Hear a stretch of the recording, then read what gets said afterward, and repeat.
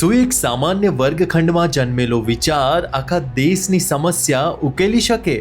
હા, કારણ કે આજે ગુજરાતના વિદ્યાર્થી પાસે માત્ર ડિગ્રી જ નથી, પોતાના વિચારને સ્ટાર્ટઅપમાં બદલવાની શક્તિ પણ છે, જેનું કારણ છે દેશના પ્રધાનમંત્રી શ્રી નરેન્દ્ર મોદીના સક્ષમ નેતૃત્વ, ગુજરાતના મુખ્યમંત્રી શ્રી ભૂપેન્દ્રભાઈ પટેલ અને નાયબ મુખ્યમંત્રી શ્રી હર્ષ સંઘવીના માર્ગદર્શન હેઠળ સાકાર થયેલી યોજના student startup and innovation policy, જે અંતર્ગત ધોરણ 9 થી 12ના વિદ્યાર્થીઓને ₹20,000 સુધીની સહાય મળે છે.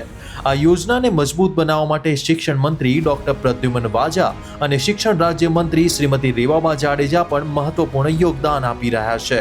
આ યોજનામાં ઇનોવેશન માટે ₹2.5 લાખ અને પેટન્ટ ફાઇલિંગમાં 100% સરકારી મદદ મળે છે.